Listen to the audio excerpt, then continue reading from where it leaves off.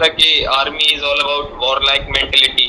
तो मेरे उसमें एक पिक्चर आई थी जिसमें लोग मार रहे थे, तो मैंने उधर उस स्टोरी में उनको दिखाया कि वो बंदा वापस जाके कॉन्फ्रंट करता है उन लोगों को, जहाँ जरूरत पड़ी वहां पे मैंने करेज दिखाया, SRT हो या TAT हो इधर। फिर दूसरा मेरा करेज का इसमें भी इंडिविजुअल ऑब्स्टिकल में भी मैं कुछ टास्क करने से पहले क्या होता था कि जैसे वो वाला डबल डिस्क नहीं है तो उसमें मैं आगे जा रहा हूँ वापस आ जा रहा था, पहले कहीं ऐसा हो रहा था। इस बार मैंने 12 कर दिए 3 मिनट के अंदर।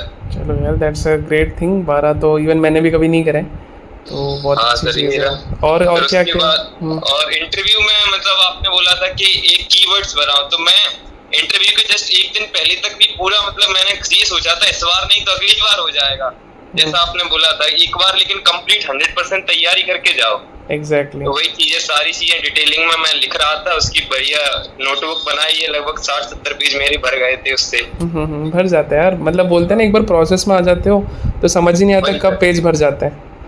और फिर हमारा कमांडेंट ने लिया था, मेजर जनरल ने इंटरव्यू लिया था, 6 बंदों का शेड्यूल किया।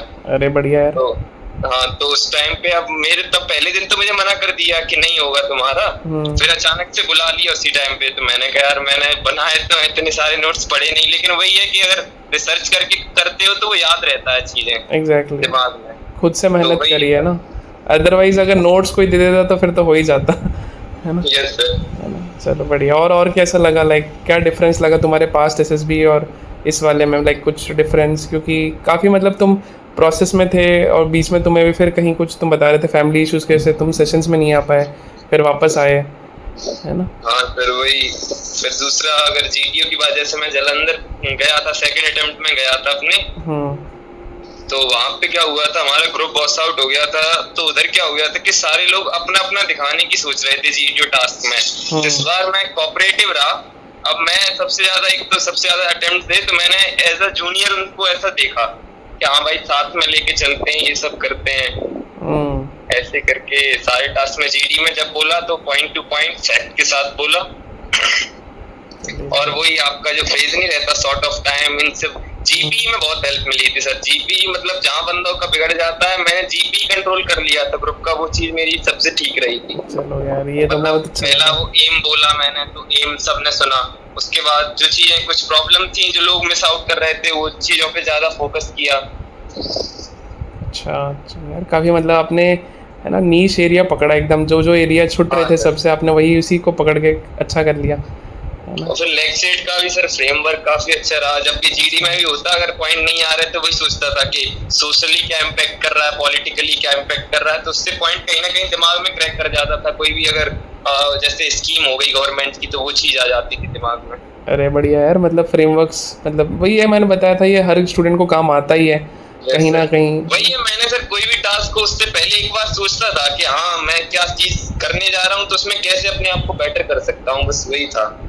चलिए, है ना और यार। इस बार ज्यादा टेंशन भी नहीं ली थी। पिछली बार मैं सोचता था कि यार क्या हो गया है, उसके बारे में सोचता था या क्या होने वाला है, लेकिन इस बार ठीक है, मैंने कहा जो हो रहा है होने दो आराम से। एग्जैक्टली मतलब भैया एकदम तुम प्रोसेस में आ गए, और इसी को निष्काम कर्मा भी बोलते हैं, है ना। कर्म करो, फल की चिंता मत करो, है ना। जो होना होगा पक्का हो जाएगा, और नहीं होना होगा तो उससे कोई अच्छा ही होगा, है ना। हाँ, तो वही थोड़ा वो था। जैसे सर मैंने बताया था आपको कि मेरी परसेंटाइल 85.5 थी, तो आपने बोला नहीं था, आपसे मैंने पूछा था कि सर मैं अब जैसे 94 बताने वाला हूँ, उधर क्या है कि फिर बाद में वो बोलेंगे कि ड्रॉप लिया था, वो नहीं।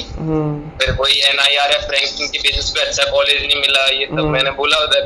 तो अभी कॉन्फ्रेंस में वो मेरे से यही डाउट क्लियर करते हैं कि 94 परसेंटाइल आ रही, कितनी आई है तुम्हारी, यही परसेंटाइल पूछते हैं। फिर TS का भी पूछते हैं, TS आई है कि नहीं आई है, ये सब है। मैंने भी शायद पूछा था तुमसे, शायद जहाँ तक मुझे याद है, जो इंटरव्यू वाले से, है ना। चलो बढ़िया यार।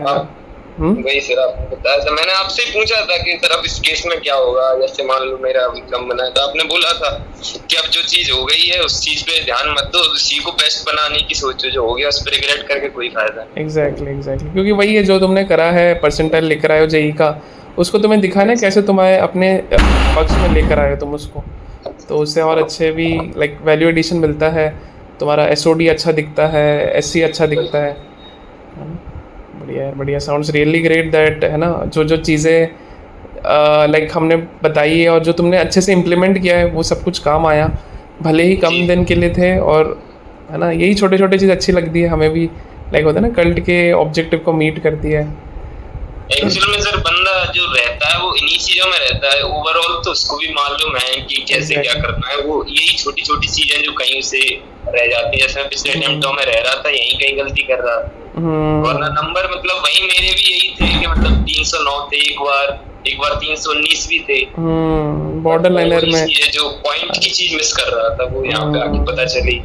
चलो यार, है ना, मतलब यही तो होती है कैंडिडेट्स का, बोलते हैं ना जो रिपीटर होते हैं उनके चांसेस यहाँ इसलिए बढ़ जाते हैं क्योंकि उन्हें पता रहता है एटलीस्ट प्रोसेस में वो लोग एक बार जा चुके हैं। बाकी तो एक बार जो फ्रेशर होते हैं उनको तो और अच्छा रहेगा, एक बार में क्लैरिटी में पता चल जाएगा कि भाई ये गड्ढा है, यहाँ मत आओ आप, यहाँ पे भरो आप।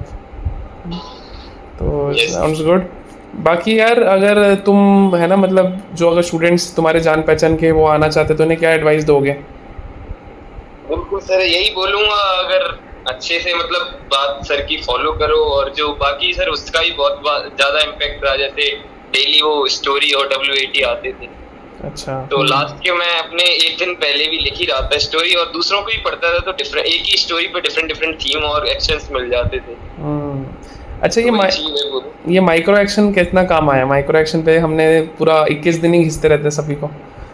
तो माइक्रो एक्शन बिल्कुल बहुत काम आया। देखो अगर कहीं स्टोरी थोड़ी बहुत दिखी होती है तो उस चीज को हम मतलब कि थोड़ा ले लेते कि हाँ ऐसी मैंने प्रैक्टिस की है, तो फिर माइक्रो एक्शन सोचने में उतना वक्त नहीं लगता, यहाँ पे काम आ जाते हैं, हम जल्दी जल्दी स्टोरी में लिख देते हैं। अगर ऑन द स्पॉट उतना ज्यादा सोचेंगे तो माइक्रो एक्शन उसके कंपेयर में थोड़ी कम रहते हैं। अगर आपने ज्यादा नहीं पढ़ा होगा, अगर मान लो रैंडम स्टोरी आ गई जो प्रैक्टिस नहीं की, लेकिन प्रैक्टिस की हुई आ गई और इसके माइक्रो एक्शन आपने पढ़े, तो आप जल्दी सही से लिख दोगे।